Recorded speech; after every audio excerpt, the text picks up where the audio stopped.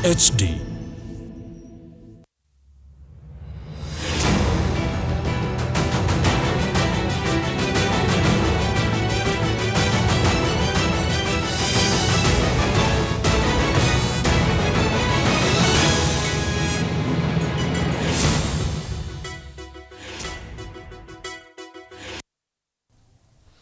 नमस्कार, प्राइम न्यूजमा स्वागत छ। म दृष्टिवाणी थिताल। म संगीता कटवाल। सुरु गरौं आजको हेडलाइन्सबाट। न्याय परिषदद्वारा वकिल न्यायाधीश घुस प्रकरणबारे छानबिन गर्न समिति गठन। न्यायाधीश कोइरालाको जिम्मेवारी घोषियो। नियुक्तिदेखि नै शुद्धिकरण हुनुपर्ने सुझाव। निर्वाचन लगायतका विषयमा गठबन्धनमा छलफल। नागरिकता विधेयक संसदमा अघि बढाउने निर्णय। मन्त्री हेरफेर नगरेको भन्दै एकीकृत समाजवादीको आपत्ति। चुनावको तयारी हुँदै गर्दा विदेशमा रहेका 40 लाख नेपालीको मताधिकार बहस। सरकारकै कारण आगामी चुनावमा पनि असम्भव। आयोग भन्छ कानुन नै छैन। राजधानीमै सरकारी विद्यालयको बेहाल। गोदावरी नगरपालिकाको एक विद्यालयमा 6 जना शिक्षक 8 जना विद्यार्थी। विद्यालय सुधारमा स्थानीय सरकार बेखबर। काठमाडौँ उपत्यकामा हैजाको बिरामी बढ्दै। हालसम्म 5 जनामा पुष्टि। महामारीको जोखिम बढ्दो। पानी र खानपानमा विशेष ध्यान दिन चिकित्सकको सुझाव। अफगानिस्तानमा शक्तिशाली भूकम्पमा परि करिब 1000 जनाको मृत्यु। क्षतिको विवरण सङ्कलन भइरहेकाले संख्या अझै बढ्न सक्ने अनुमान। र अखिल नेपाल फुटबल संघ एन्फाको नयाँ नेतृत्वद्वारा शपथ र पदभार ग्रहण। सबैसँग मिलेर फुटबलको विकासमा लाग्ने अध्यक्षको प्रतिबद्धता।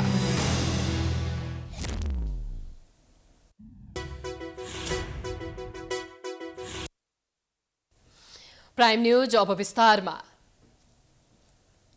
न्यायालयमा भ्रष्टाचार बढेको विषय पटक पटक सार्वजनिक हुने गरेका छन्, जसका कारण न्यायालयले विश्वसनीयता गुमाउँदै गएको छ। एक विवादास्पद व्यापारीको मुद्दामा न्यायाधीश वकिल बीचको घुस प्रकरण बाहिरिएसँगै न्यायालयमा हुने भ्रष्टाचारको विषय पनि छताछुल्ल भएको छ।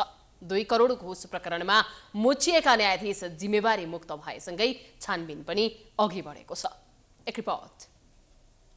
न्यायालयको शुद्धिकरणको विषय पटक पटक उठे पनि त्यहाँभित्र जरा गाडेको भ्रष्टाचारको विषय बेला बेलामा सार्वजनिक हुने गरेको छ। काठमाडौँ जिल्ला अदालतका न्यायाधीश राजकुमार कोइराला र कानून व्यवसायी रुद्र पोखरेल बीच एक विवादास्पद व्यापारी इच्छाराज तामाङलाई धरौटीमा छुटाउन 2 करोड घुस लेनदेनको अडियो संवादको विषयले न्याय क्षेत्र तरङ्गित भएको छ। उक्त अडियो बाहिरिएसँगै बसेको न्याय परिषदको बैठकले न्यायाधीश वकिल घुसकाण्डबारे छानबिन गर्न समिति बनाएको छ भने न्यायाधीश कोइराला जिम्मेवारी मुक्त भएका छन्। समितिले कार्य प्रारम्भ गरेको 45 दिनमा चाहिँ आफ्नो प्रतिवेदन न्याय परिषदमा पेश गर्ने भन्ने उहाँहरूलाई त्यसको कार्य अवधि दिएको छ र जाँचबुझ ऐन 2026 अनुसारको उहाँहरूले अथोरिटी प्राप्त गर्नुहुन्छ र त्यही अनुसार काम गर्नुहुन्छ र यो सूचना चाहिँ अब भोलि हामी राजपत्रमा प्रकाशित गर्न पठाउँछौँ र राजपत्रमा त्यो सूचना प्रकाशित भइसकेपछि उहाँहरूले कार्य प्रारम्भ गर्नुहुन्छ।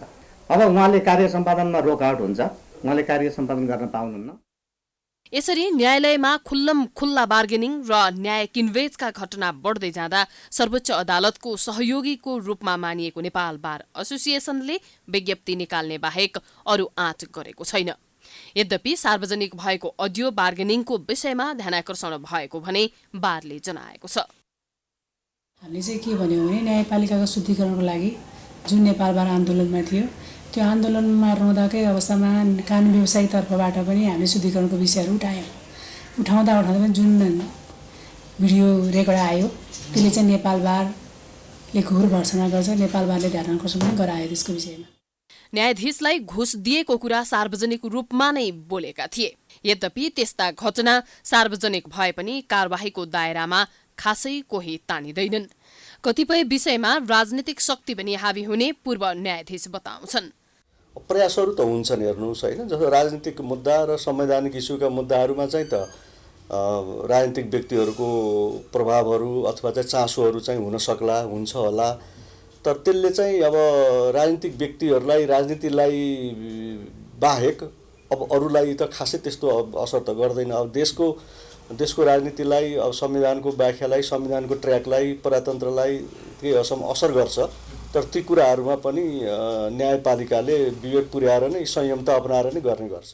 वरिष्ठ अधिवक्ता प्राध्यापक डाक्टर गान्धी पण्डितका अनुसार न्यायालयमा भ्रष्टाचार, बिचौलिया, विसङ्गति मौलाउँदै जानुमा न्यायाधीश नियुक्ति, न्याय परिषदको निकममापन, वकिलहरूको कार्यशैली मुख्य दोषी छ।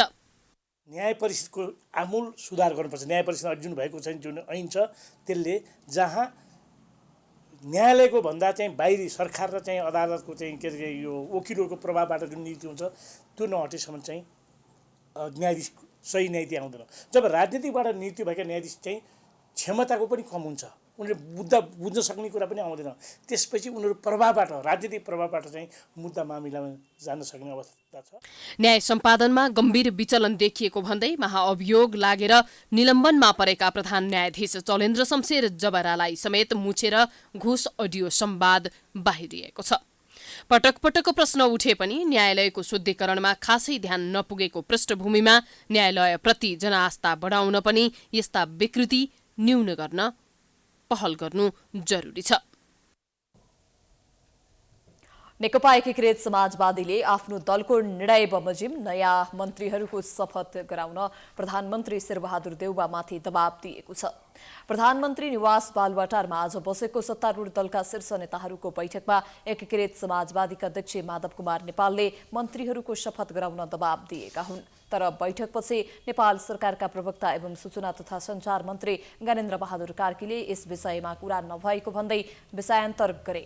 उनले बैठकले संसदमा विचाराधीन विवादास्पद नागरिकता विधेयकलाई अघि बढाउने निर्णय गरेको जानकारी दिए। नागरिक आमा नागरिक तर उनका सन्तानहरू नागरिकता विहीन भइराखेको अवस्था छ। यसलाई अन्त गर्नका निमित्त अग्रसरता लिनका निमित्त आज निर्णय भएको छ। आज सरकार पुनर्गठनको तर्फ होइन, आज यिनै विषयहरूमा छलफल भएको छ र अहिले विविध कारणले महँगीको पनि कुराहरू आइराखेको छ। यस बारेमा पनि छलफल केन्द्रित रहेको छ। केही प्रक्रिया पूरा गरेर नागरिकता विधेयक चाँडै संसदमा पेश गरिने उनले जानकारी दिए। आजको बैठकले शान्ति प्रक्रियालाई निष्कर्षमा पुर्याउने विषयमा पनि छलफल भएको बताइएको छ। साथै देशमा अस्वाभाविक रूपमा बढेको महँगी नियन्त्रणबारे पनि कुराकानी भएको कार्कीले बताए।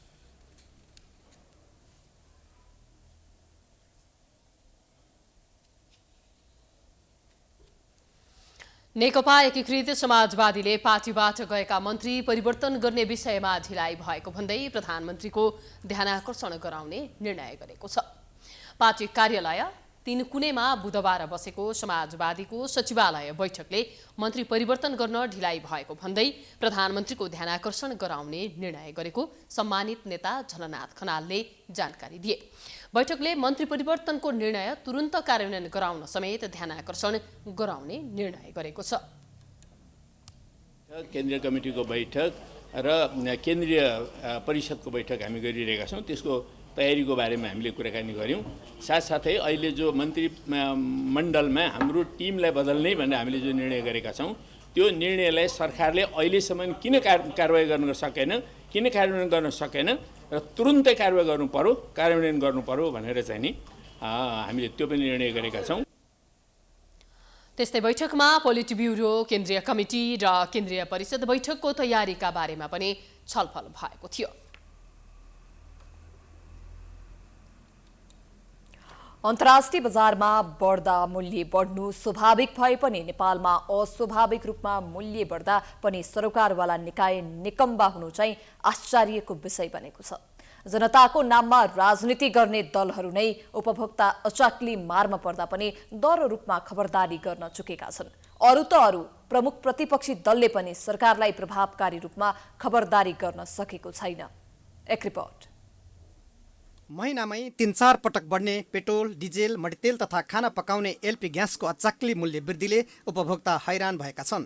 सत्तापक्षी मात्र होइन, प्रतिपक्षी दल नेकपा एमाले समेत जनतासँग प्रत्यक्ष सरोकार राख्ने यी वस्तुको मूल्य वृद्धिबारे प्रभावकारी रूपमा आवाज बुलन्द गर्न सकेको छैन। अघिल्लो वर्ष 128 रुपियाँ पर्ने पेट्रोलको मूल्य अहिले 179 रुपियाँ पुगेको छ।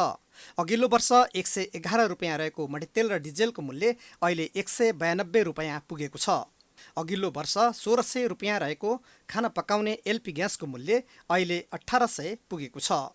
सरकारले पेट्रोलियम पदार्थको मूल्य वृद्धिलाई रोक्न नसक्नुमा पेट्रोलियम पदार्थको मूल्य निर्धारण अन्तर्राष्ट्रिय बजार एवं इन्डियन आयल कर्पोरेसन आइओसीमा आधारित हुने बताएको छ। पेट्रोलियम पदार्थको कुनै पनि सामग्री नेपालमा नभएको कारण अन्तर्राष्ट्रिय बजारमा मूल्य बढ्दा नेपालमा पनि यसको मूल्य बढ्ने सरकारको दाबी छ।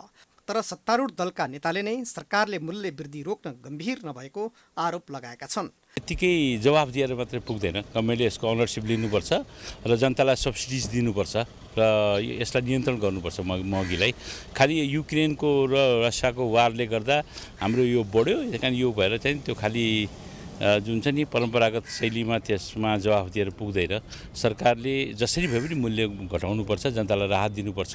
मूल्य वृद्धिले जनताको ढाड सेक्दा पनि सत्तारूढ मात्र होइन, प्रमुख प्रतिपक्षी दल नेकपा एमाले समेत मुख दर्शक भएर बसेको छ।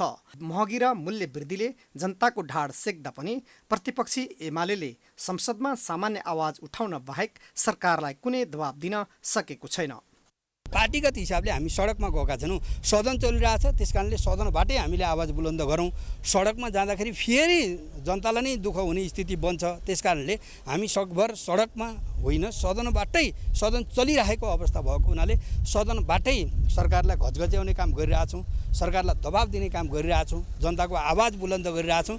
सडकमा जान नपरोस् भन्ने हाम्रो अपेक्षा हो। तर यो असाध्यै ज्यादती नै भइसकेको छ। अब चाहिँ हामी पनि सडकमा उत्रिने, जनता स्वयं उत्रिने स्थिति चाहिँ भइरहेछ। यसप्रति सरकार गम्भीर होस्। जनतासँग प्रत्यक्ष रूपमा सरकार राख्ने विषयमा समेत प्रभावकारी रूपमा उठाउन दलहरू चुक्दै गएका छन्। सत्तारूढ मात्र होइन, प्रतिपक्षी एमाले समेत जनता मूल्य वृद्धिको मारमा पर्दा समेत सशक्त रूपमा आवाज उठाउन नसक्नु चिन्ताको विषय बनेको छ। Political bureau, prime time HD, Kathmandu. खेतीपातीको समयमा पनि मल नपाएको भन्दै किसानहरू आन्दोलनमा उत्रिएका छन्।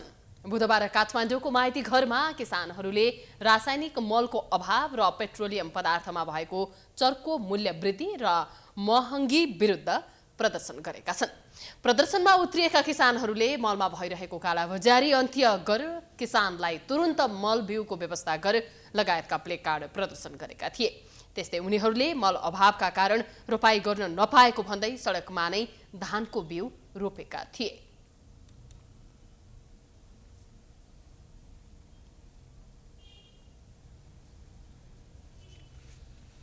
विदेशमा रहेका नेपालीले मतदान गर्न पाउने अधिकारको सरकार र निर्वाचन आयोगले व्यवस्था गर्दा उनीहरू मतदान गर्नबाट वञ्चित हुँदै आएका छन्।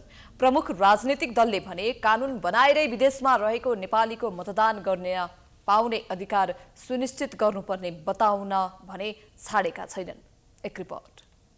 नेपालको संविधान 2072 को धारा 5 मा 18 वर्ष उमेर पुगेका प्रत्येक नेपालीलाई संघीय कानुन बमोजिम कुनै एक निर्वाचन क्षेत्रबाट मतदान गर्न पाउने हक हुने उल्लेख छ। तर विदेशमा रहेका नेपालीको हकमा भने संविधान मौन छ। यद्यपि विदेशमा रहेका नेपालीलाई मतदान गर्ने व्यवस्था गर्नु भनेर 2074 साल चैत्र 7 गते सर्वोच्च अदालतले सरकार र निर्वाचन आयोगलाई निर्देशनात्मक आदेश दिएको थियो। तर अदालतको आदेशलाई समेत न त सरकारले टेरेको छ न त निर्वाचन आयोगले। परिणामस्वरूप विदेशमा बस्ने नेपाली मतदान गर्नबाट वञ्चित भएका छन्। विभिन्न प्रविधि प्रयोग गरेर विदेशमा बस्ने नेपालीको मतदान गर्ने अधिकारलाई सुनिश्चित गर्न सरकार, राजनीतिक दल, निर्वाचन आयोग चुक्दै आएका छन्। पछिल्लो समय सत्तारूढ नेपाली काङ्ग्रेसका महामन्त्री द्वय गगन कुमार थापा र विश्वप्रकाश शर्माले विदेशमा रहेका नेपालीलाई मतदान गर्ने व्यवस्था गर्न प्रधानमन्त्री शेरबहादुर देउवा, निर्वाचन आयोगका पदाधिकारी लगायतको ध्यानाकर्षण गराएका छन्। प्रमुख प्रतिपक्षी दल नेकपा एमाले पनि विदेशमा रहेका नेपालीलाई मतदान गर्ने अधिकारबाट वञ्चित गर्न नहुने बताएको छ। उसले अन्तर्राष्ट्रिय अभ्यासलाई हेरेर त्यसको आधारमा समेत मतदान गर्ने व्यवस्था गर्नुपर्नेमा जोड दिएको छ। भोटिङ गर्न पाउनुपर्छ, देशको विभिन्न इन्सिडेन्टहरूमा चाहिँ उहाँहरूले भाग लिन पाउनुपर्छ भन्ने कुरो जायज नै छ, अन्जायज कुरा छैन। तर यसलाई कसरी व्यवस्थित गर्ने, त्यो त्यो अन्तर्राष्ट्रिय प्र्याक्टिस पनि के छ, अरू देशमा पनि छ कि छैन? जस्तो कोही अमेरिकनहरू नेपालमा बसेका होलान् अथवा कुनै देशका अरू देशका मान्छेहरू नेपालमा बसेका होलान्, उनीहरूले त्यो देशमा चाहिँ त्यहाँ नगइकन भोट हाल्न पाउँछन् कि पाउँदैनन्? त्यस्तो स्थिति के छ, कसरी त्यसलाई व्यवस्थित गर्न सकिन्छ भन्ने कुरा चाहिँ महत्त्वपूर्ण कुरा भएको हुँदाखेरि त्यस कुरालाई होमवर्क गरेर अब अहिलेको आजको प्रविधिको युगमा त्यसलाई पनि व्यवस्थित गर्न सकिएला। त्यसले गर्दा यसलाई हामीले पोजिटिभ रूपमा हेरेका छौँ। निर्वाचन आयोगले भने संसदले कानुन नबनाएका कारण विदेशमा रहेका नेपालीलाई मतदान गर्नबाट वञ्चित भएको बताएको छ। संसदले कानुन बनाइदिएपछि मात्रै मतदान गर्ने प्रविधिका बारेमा सोच्न सकिने आयोगको भनाइ छ। विदेशमा रहेका नागरिकहरूको मत चाहिँ क्याप्चर गर्ने कुनै पनि प्रणाली अहिलेको कानुनमा छैन। अब पहिला त कानुनी व्यवस्था हुनु पर्यो। अब कानुनमा सरकारले छलफल गर्ने, संसदमा हाउसमा छलफल गर्ने, कस्तो मोडालिटीको कानुन बनाउने, कसरी मताधिकार संरक्षण गर्ने, हैन, विभिन्न प्रणाली छन्। अब कोही चाहिँ नि प्री भोटिङ सिस्टम छ, 1.5 महिनादेखि पहिले भोट गर्ने प्रणाली छ, हुलाकबाट ल्याउने प्रणाली होला, अनलाइन प्रणाली होला, अथवा बाकसै थाप्ने हो कि, हैन, विभिन्न मोडल हुन सक्छन्। त्यसो भए हुनाले अब संसारभरि चाहिँ हाम्रो नेपाली नागरिकहरू हुनुहुन्छ धेरै देशमा। त्यसो भए हुनाले पहिला कानुन बन्नु पर्यो। विभिन्न देशमा रहेका नेपालीहरूको संख्या 40 लाख बढी भएको अनुमान गरिएको छ। विभिन्न देशले विदेशमा रहेका आफ्ना नागरिकलाई प्री भोट तथा अनलाइन भोटिङ प्रणालीबाट मतदानको व्यवस्था मिलाएका उदाहरण पनि छन्। तर नेपालमा यसबारे राज्य, राजनीतिक दल तथा सरकारको व्यवस्थाका कारण विदेशमा रहेका 40 लाख बढी नेपालीले मतदान गर्न पाउने अधिकारबाट वञ्चित भएका छन्। Political bureau, prime time HD, Kathmandu. Prime न्युजको सिलसिला जारी छ। हामी विश्रामपछि आउँछौँ।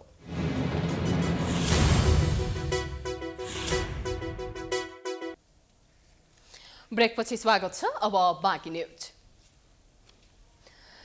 राष्ट्रिय स्वतन्त्र पार्टीको दर्ता प्रक्रिया रोक्न माग गर्दै निर्वाचन आयोगमा उजुरी दर्ता भएको छ।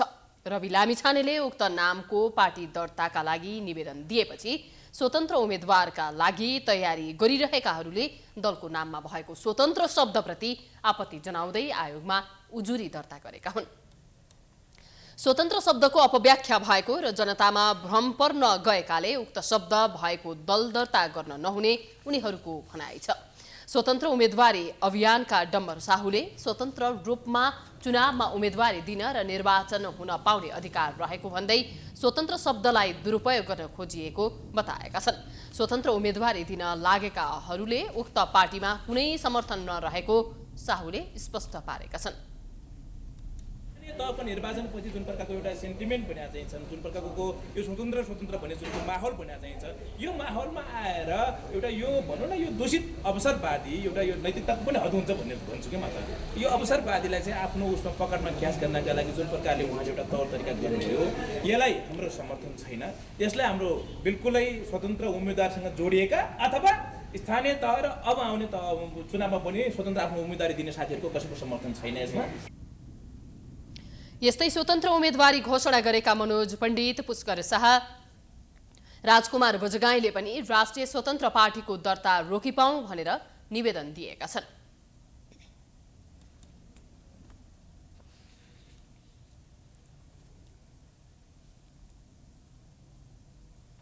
सांसदहरूले बलात्कारको घटनाका दोषीलाई दिइने सजाय सम्बन्धी कानूनलाई कडा बनाउनु पर्नेमा जोड दिएका छन्।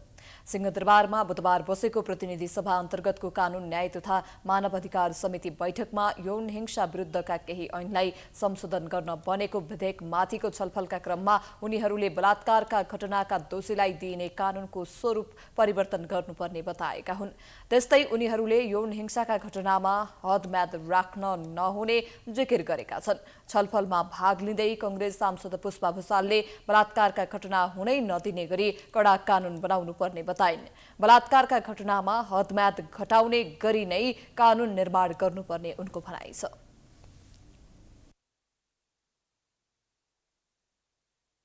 नदेख्ने गरी हामीले कानूनबाट डराउन दिनै पर्छ।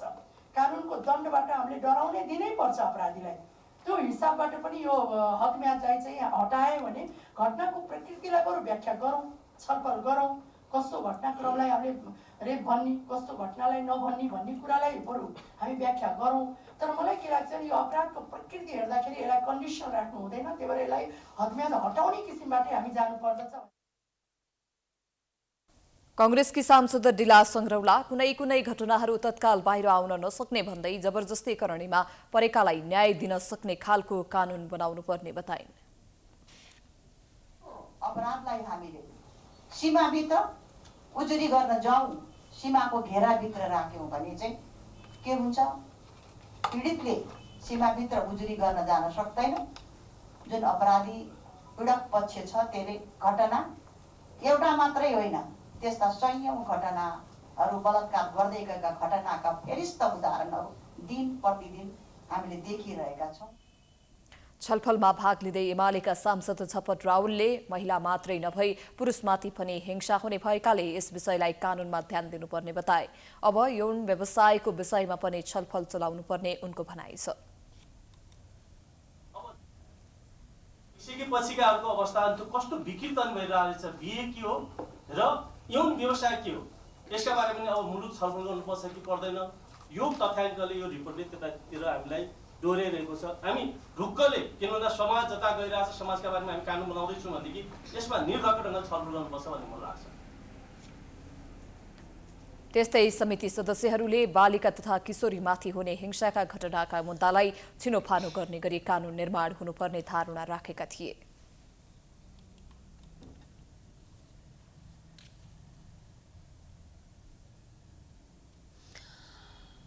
कानूनले शिक्षाको अधिकार स्थानीय तहमा दिएसँगै सरकारी विद्यालयहरू थप अस्तव्यस्त बन्न थालेका छन्। कतै शिक्षक अपोग त कतै विद्यार्थी जति नै शिक्षक। विद्यालय मर्जको चर्चा चले पनि विद्यार्थी र शिक्षकको तालमेल हुन सकेको छैन। विद्यार्थी भन्दा शिक्षक धेरै रहेको गुनासो आएसँगै हामी गोदावरी नगरपालिका 2 स्थित मणि डाँडामा रहेको श्री फुलचौकी आधारभूत विद्यालयमा पुगेका थियौं। हेरौं यो रिपोर्ट। गोदावरी नगरपालिकाको एउटा आधारभूत विद्यालय छ श्री फुलचौकी प्राइमरी स्कुल यहाँ रहेको छ। विद्यार्थीको सङ्ख्या यहाँ हामीले गन्दाखेरि 8 जना र शिक्षक शिक्षिका 6 जना हुनुहुन्छ। एकपटक यो दृश्य हेर्नुहोस्।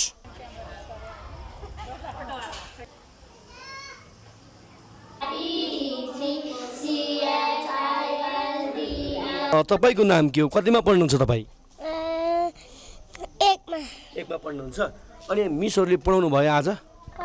पढाउनु भयो। अनि तपाईँको लुगा यो ड्रेस छैन, स्कुल ड्रेस छैन? छैन। किताब छ कि छैन? कतिवटा किताब छ? सबै किताब छ? क्लासरुमको यो दृश्य हेर्नुहोस्। अब थोरै कुराकानी गर्छु। एकजना बहिनी हुनुहुन्छ। तपाईँ कतिमा पढ्नुहुन्छ? 3मा। अनि यहाँ कतै 3, 4 सबै एकै ठाउँमा हो? 3, 4, 5 को सबै एउटै क्लासमा? अनि के छ पढाइ? यहाँ सदस्यहरू आउनुहुन्छ, पढाउनुहुन्छ? तपाईँ? म 4मा। 4मा। त्यसो भने यो कक्षा कोठामा 2, 3, 4 का विद्यार्थी राखिन्छ र पढाइ हुन्छ एकै ठाउँमा। यहाँ विद्यार्थी छैनन्, यो खोल्दैन 3 कक्षा। अब म तपाईँलाई देखाउँछु यो 4 कक्षा। यो 4 कक्षा यहाँ यो ताला खोल्दैन, यो खुल्दैन यो कोठा हो? खुल्दैन। यहाँ पढाइ हुँदैन? हुँदैन। भौतिक रूपमा सुविधा सम्पन्न छ विद्यालय, कुनै चिजको अभाव छैन। हेर्नुहोस् भित्रको दृश्य देखाउनुहोस्। यति राम्रो कक्षा कोठा र यति राम्रो व्यवस्था हुँदा पनि किन विद्यार्थीको आकर्षणको केन्द्र बन्न सकेन यो विद्यालय?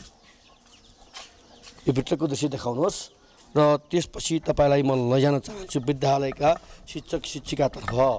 विद्यालय यस्तो अवस्थामा छ, तपाईँहरूलाई अलिकति इसिडीको 4-5 जना आएको छैनन्, इसिडीको नि आएको छैनन्, अनि 1 कक्षाको नि आएका छैनन्। आज यस्तो देख्दाखेरि तपाईँ एउटा अब नरमाइलो लाग्छ। अब के गर्नु, वरिपरिका कसैले चासो नदिने सर यहाँ स्कुल आउनलाई भर्ना गर्न आयो भने उनीहरूले न त्यो स्कुलमा पढाइ नै हुन्न भन्ने नि, पढाउन नसक्ने सर मिस कोही हुनुहुन्न, सबैजना राम्रो पढाउनुहुन्छ। त्यो मेसेज त हामीले दिने हो नि। स्कुल स्ट्रङ छ, स्कुल बलियो छ। तपाईँहरू सरकारी शिक्षक शिक्षिकाहरू शिक्षक सेवा आयोगबाट आउनुभयो परीक्षा दिएर? नजिकै शान्तिरानी भन्ने बोर्डिङ छ, स्कुल छ। त्यो स्कुलले हाम्रो बच्चा सबै लग्यो कि अहिले पालि पनि कति 20 जना जति गयो होइन अर्कालाई दोष दिने भन्दा पनि हामीले हाम्रो पाटोको कुरा होला नि त तपाईँहरूको पाटो रहला नगरपालिकाको पाटो रहला शिक्षा शाखाको पाटो रहला वडाको पाटो रहला केही न केही जिम्मेवार त तपाईँहरू पनि त हुनुहुन्छ नि यो हुनु भएन र केही प्रतिशत केही हिस्सा जिम्मेवार गयो त सर हामी घर दैलो गरेनौँ कि सबै गरे त हो नि आउँदैनन् अब के गर्नु मेन कुरा चाहिँ नि यहाँको स्थानीयहरूले नै एकदमै वास्तै नगरेर र सबैको चाहना चाहिँ नि यो स्कुल चाहिँ नि जाओस् अनि यो स्कुल कम्पाउन्डभित्र चाहिँ ऊ अब आफ्नो निजी अब ऊहरू जस्तो गुठीको भवन पानीको अफिसहरू होइन यस्तो यस्तो बनाउने भन्ने अब सबै मैले त अझ उहाँ मिसहरूले भन्दा यहाँ बसेर यता वरिपरिको मान्छेहरूको मनसाय बुझ्दा चाहिँ कसैले यो स्कुललाई चाहिँ नि अलिकति रत्तिभर पनि सहयोग सपोर्ट गरेको अवस्था छैन। यति फोहोरको व्यवस्थापन पनि हुँदैन कक्षा कोठाभित्र राखेर यसरी पढाइएको छ भौतिक रूपमा यत्रो चाहिँ बिल्डिङहरू छ यहाँ भवनहरू छ तर विद्यार्थीलाई कसरी आकर्षण गर्ने कसरी यहाँ चाहिँ उनीहरूलाई अध्यापन गराउने भन्नेतर्फ ध्यान छैन र विद्यार्थीहरूको हेर्नुहोस् न पोसाक छ न जुत्ता छ न सम्पूर्ण किताब छ न कसैसँग पूर्ण झोला छ यस्तो छ यो दृश्य देखाउनुहोस् हामी हेर्न सक्छौँ यो दृश्यले यहाँका वडाध्यक्षज्यूलाई अलिकति भए पनि पोल्नु पर्ने हो है र शिक्षा शाखाका प्रमुखलाई पनि अलिकति पोल्नु पर्ने हो नगर प्रमुख र उपप्रमुखलाई पनि अलिकति पोल्नु पर्ने हो यो देख्न लायकको दृश्य हो 8 जना बच्चा 6 जना शिक्षक लामो समयसम्म उपत्यकाका सडकमा यत्र तत्र थुप्रिएका फोहोर र अस्वस्थकर खानेपानीका कारण झाडापखला र हैजाको प्रकोप बढ्न थालेको छ। अहिले अधिकांश अस्पताल झाडापखलाका बिरामी छन्। पछिल्ला दिनमा 5 जनामा हैजा पुष्टि भइसकेको छ। हैजा पुष्टि भएका क्षेत्र बाहेक अन्यत्र समेत हैजा फैलिएको हुन सक्ने भन्दै चिन्ता व्यक्त हुन थालेको छ। एक रिपोर्ट। उपत्यकाका सडकमा लामो समयसम्म थुप्रिएका फोहोर बढ्दो गर्मी तथा मनसुन सक्रिय हुँदा अधिकांश मानिसमा शरीरका समस्या देखिन थालेका छन्। फोहोरको उचित व्यवस्थापन हुन नसक्दा महामारीको जोखिम भएको भन्दै चर्को आलोचना भए पनि अछुएसम्म फोहोरको उचित प्रबन्ध हुन सकेको छैन। महिनौदेखि सडकमा थुप्रिएका फोहोर उठ्न केही समय लाग्ने देखिरहँदा उपत्यकामा झाडापखालाबाट लाग्ने हैजाको बिरामी बढ्न थालेका छन्। शुक्रराज ट्रपिकल तथा सरुवारोग अस्पतालमा पछिल्लो 3 वर्ष यताकै धेरै झाडापखालाका बिरामी उपचारका लागि आउने गरेका छन्। अहिलेसम्म 5 जनामा हैजा पुष्टि भइसकेको छ। यसले काठमाडौँमा हैजाको महामारी फैलिन सक्ने जोखिम बढेको चिकित्सकहरूले जनाएका छन्। झाडापखालाका बिरामीहरू हैजाको कारणले हुने झाडापखाला चाहिँ एकदम छिटो फैलिन सक्छ हैन। अब उहाँहरूलाई जुन ठाउँमा बस्नुभयो त्यहाँ नहुन पनि सक्छ। उहाँहरू कहाँ पुग्नुभयो कहाँ के खानुभयो त्यो कुराहरूको चाहिँ खोजी गर्नुपर्छ र कहाँबाट उहाँहरूलाई त्यो सर्यो भनेर पत्ता लगाउन सकियो भने त्यो ठाउँबाट हो भनेर भन्न सकिन्छ हैन। सोर्स पत्ता लगाउने कोसिस गर्नुपर्छ। 1-2 जना 2-4 जना भेटिनु भनेको त्यो ठाउँमा अरू अथवा उहाँहरूलाई जुन ठाउँबाट त्यो रोग सर्यो त्यो ठाउँमा अरू हुन सक्नुहुन्छ भन्ने कुरा चाहिँ हो। बागबजारमा बस्ने एकै परिवारका 2 जनामा हैजा पुष्टि भएको थियो। उनीहरूको टेकु अस्पतालमा उपचार भइरहेको छ। त्यस्तै बुढालिनकण्ठ नगरपालिकाको कपन र ललितपुरको सानेपाका बासिन्दामा हैजा पुष्टि भएको इपिडेमियोलोजी तथा रोग नियन्त्रण महाशाखाले जनाएको छ। महाशाखाले हैजा पुष्टि भएको बागबजार लगायतका क्षेत्रको ढल पानी खाद्यान्न लगायतको नमुना सङ्कलन गरेर परीक्षण गरिरहेको जनाएको छ। एउटा बिरामीको सर्भिलेन्स हो र अन्य ठाउँहरूको पनि सर्भिलेन्स अगाडि बढिसकेको छ। अर्को तेस्रो भनेको water and food quality surveillance. Water and food quality किनभने हामीले त स्रोत पत्ता लगाउनु पर्ने छ।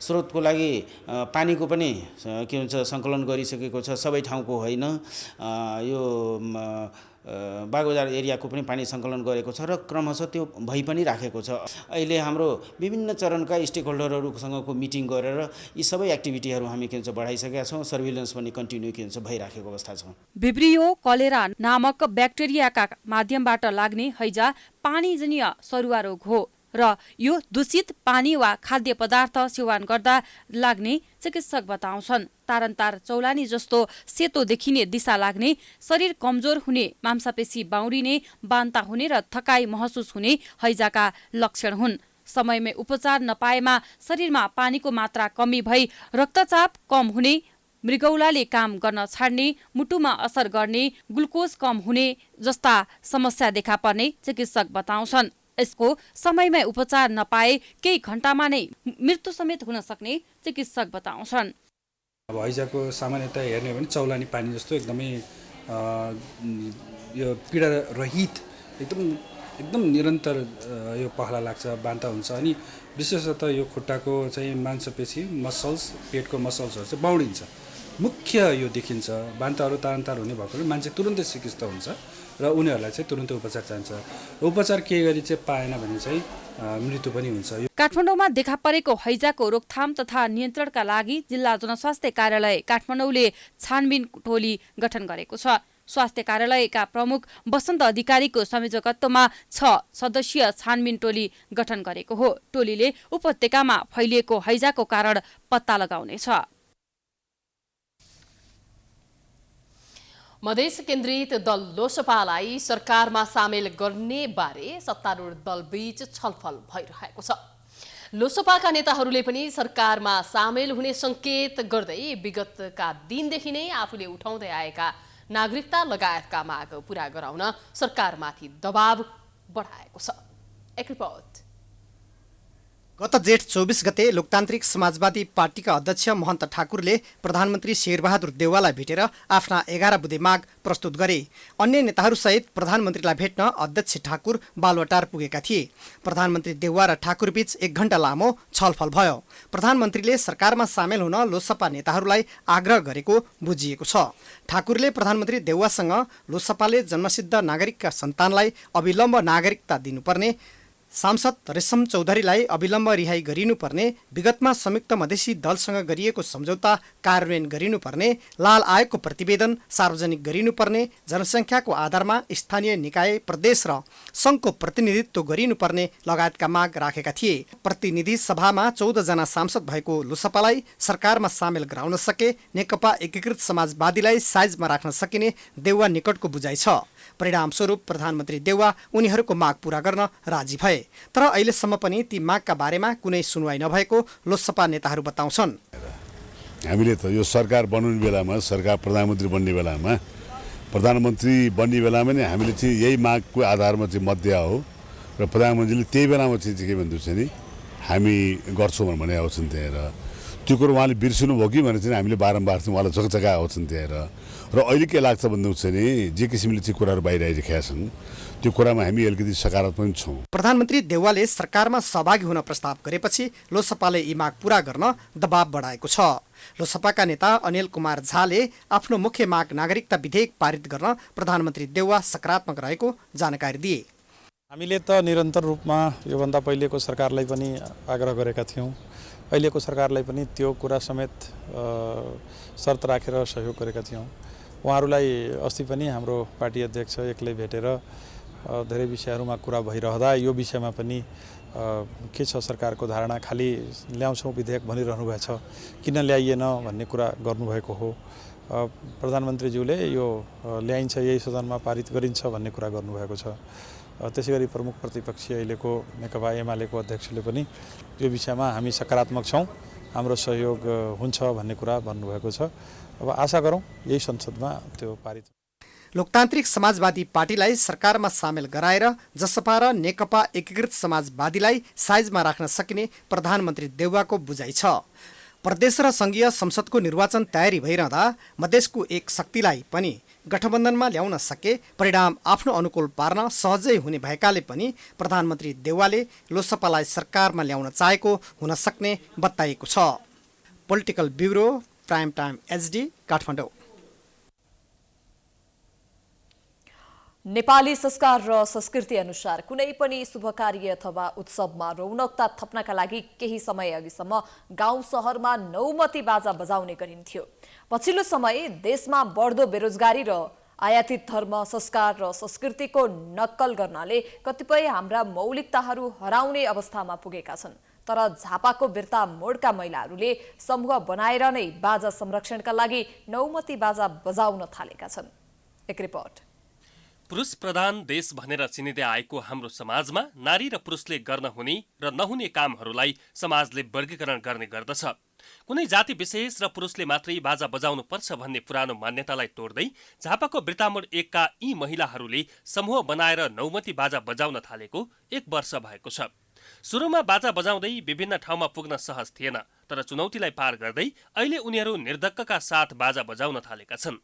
वृत्तामोड 1 का 15 जना महिला मिलेर उनीहरूले देवी पञ्चकन्या नौमती बाजा समूह गठन गरेर विगत 1 वर्षदेखि नौमती बाजा बजाउन थालेको समूहकी अध्यक्ष दिलकुमारी थपलियाले बताइन्। अनि हामी अब दिदीबहिनी नै मिलेर यस्तो गाउँठाउँका चेलीबेटी हामी मिलेर यो बाजा बजाउन त भन्ने खालको हामीलाई एउटा प्रेरणा मिल्यो होइन। अनि त्यसमा हामीले बजाउँ भनेर गर्दाखेरि अब कसैले चाहिँ अब यो हाम्रो दमा बजाउने दाजुभाइहरूले बजाएको बाजा हुँदैन पनि भन्ने खालको कुरा गर्नुभयो। अब कसैले चाहिँ होइन यो केही होइन, यो आफ्नो कला हो, हाम्रो संस्कृति हो, हाम्रा राष्ट्रिय बाजा हुन्, तपाईँहरूले सिक्दा त्यस्तो केही फरक पर्दैन भन्ने खालको पनि कुरा भयो। त्यसरी पनि हामीले अगाडि बढ्न खोज्यौँ होइन। नौमती बाजा नेपाली पहिचान, नेपाली पहिरन लोप हुँदै गएको अवस्थामा यो महिलाहरूको समूहले ढाकाको साडी, ढाकाकै चोलो, तिलहरी, शिरमा राष्ट्रिय फूल लाली गुराँस, कम्मरमा पहेँलो पटुकी लगाएर बाजा बजाएर समाजमा उदाहरणीय काम गरेका छन्। समूहमा आबद्ध सबै महिला विवाहित छन्। एकै परिवारका आमा छोरी र सासू बुहारी पनि समूहमा छन्। अब यसमा चाहिँ मेरो चाहिँ सोच के हो, हामीले चाहिँ कस्तो सोच लिएर हिँडेनौँ भने अब छोरा मान्छे अब दाजुहरू बाजा जुन बाजा बजाएर हुन्छ उहाँहरूलाई चाहिँ एउटा बेग्लै ठाउँमा हुन्छ कि। अनि अब हामी नै पनि उहाँहरू आउनु भयो भने हाम्रो बेग्लै ठाउँमा राख्नुपर्ने हुन्छ। त्यो चलनलाई चाहिँ हटाउने दमै बाजा बजाएको खासमा त्यही हो। उनीहरूले बाजा बजाएको 30,000 सम्म लिने गरेका छन्। यसबाट 5,000 समूहको कोषमा राख्ने गरिन्छ। जातपात र पेसाका आधारमा समाजमा गरिने विभेदले नेपालको मौलिकता र सांस्कृतिक महत्त्व लोप हुँदै जाने देखेर कसैलाई पनि छुवाछुत नहोस्, बाजा बजाउँदैमा अलगै हुनुपर्छ भन्ने समाजको पुरातन सोचलाई चिर्न पञ्चकन्या नौमती बाजा समूहमा आबद्ध भएको समूहकी ज्येष्ठ सदस्य 70 वर्षीय विष्णुमाया घिमिरेले बताइन्। एकदम हौसला एकदम राम्रो लागिरहेको छ, खुसी लागिरहेको छ। पहिला त यो बाजा भनेको कुनै एउटा जात विशेषले अर्कै जातले बजाउने भन्थे, कुनै पाइँदैन थियो, जातै गइहाल्थ्यो नि।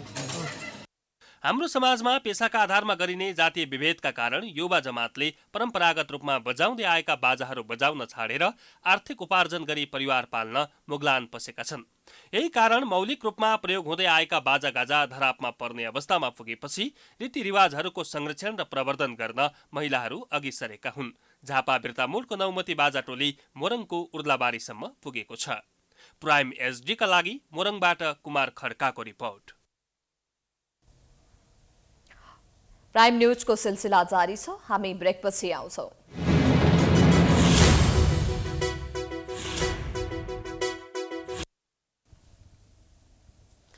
ब्रेकपछि स्वागत छ। अब बिजनेस न्यूज।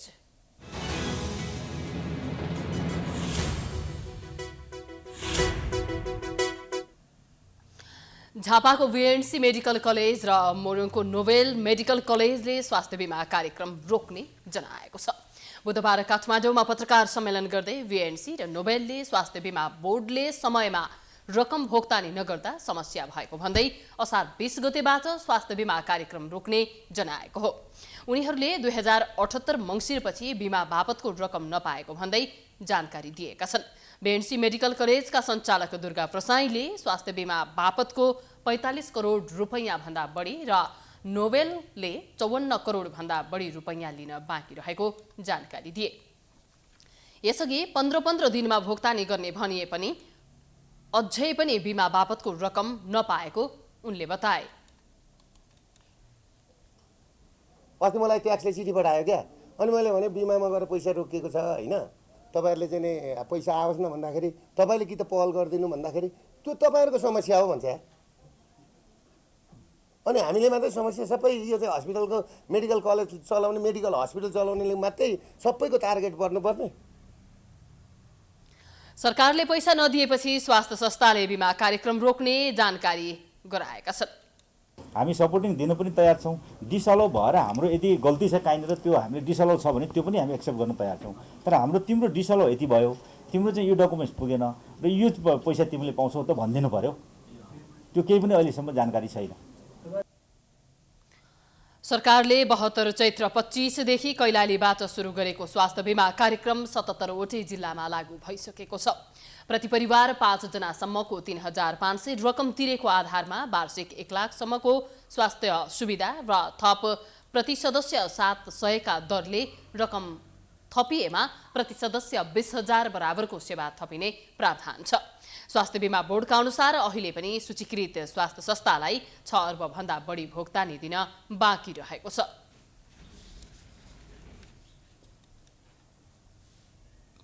उद्योग वाणिज्य तथा आपूर्ति मन्त्री दिलेन्द्र बडुले अन्तर्राष्ट्रिय बजारमा पेट्रोलियम पदार्थको मूल्य वृद्धि भएका कारण नेपालमा पनि वृद्धि गर्नुपर्ने बाध्यात्मक अवस्था सिर्जना भएको बताएका छन्।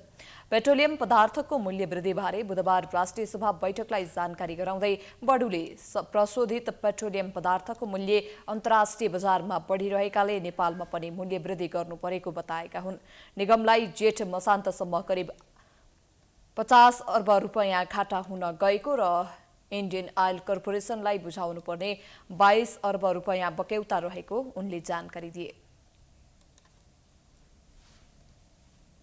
50 अर्ब घाटा हुन गएको र इन्डियन आयल कर्पोरेसनलाई बुझाउनु पर्ने रु 22 अर्ब बक्यौता रहेको बेहोरा समेत जानकारी गराउन चाहन्छु।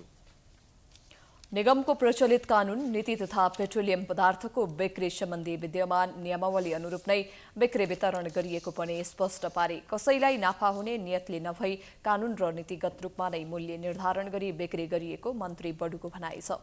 मन्त्री बडुले नेपालमा पेट्रोलियम पदार्थ र एलपी ग्यासको आपूर्ति प्रणाली सहज, व्यवस्थित, पारदर्शी र प्रभावकारी बनाउनका लागि अध्ययन गर्न उच्च स्तरीय अध्ययन कार्यदल गठन गर्ने निर्णय गरिएको जानकारी दिए।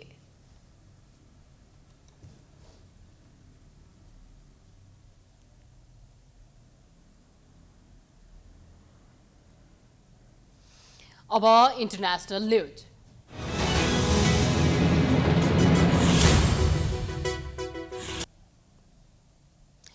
अफगानिस्तानमा शक्तिशाली भूकम्पमा परि करिब 1000 जनाको मृत्यु भएको छ। मानवीय क्षतिको विवरण सङ्कलन भइरहेकाले यो संख्या अझै बढ्न सक्ने अनुमान गरिएको छ। भूकम्पमा परि घाइते हुनेहरूको संख्या पनि यकिन भइसकेको छैन। हजारौंको संख्यामा घाइते भएको प्रारम्भिक अनुमान गरिएको छ। अफगानिस्तानको दक्षिण पूर्वी सहर खोस्टभन्दा 44 किलोमिटरको दूरीमा रहेको स्थानलाई केन्द्र बनाएर 6.1 म्याग्निट्युड स्केलको भूकम्प गएको हो। भूकम्पको धक्का अफगानिस्तानको राजधानी काबुल र छिमेकी देश पाकिस्तानमा समेत महसुस गरिएको थियो। तालिबान नेता हिब्बुल्लाह अखुद्जाले सयौं घर ध्वस्त भएको र मृत्यु हुनेको संख्या बढ्न सक्ने बताएका छन्।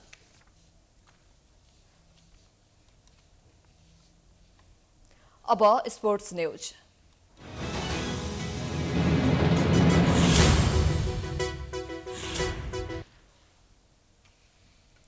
अखिल नेपाल फुटबल संघ एन्फाका नवनिर्वाचित अध्यक्ष पंकज विक्रम नेमाङले पदभार सम्हालेका छन्।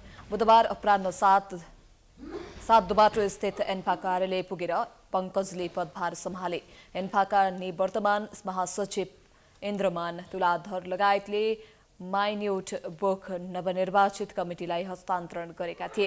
पंकज नेतृत्वको कमिटीले 4 वर्षका लागि अब एन्फाको नेतृत्व गर्नेछ।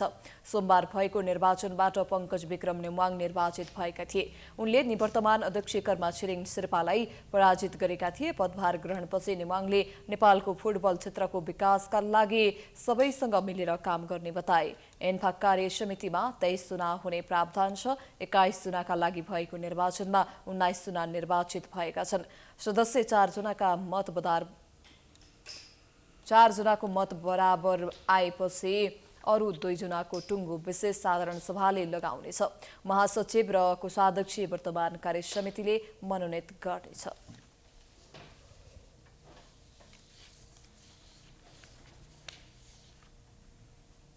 हामी प्राइम न्यूजको अन्त्यमा आइपुगेका छौं। जाँदा जाँदै हेडलाइन्स पुनः एकपटक।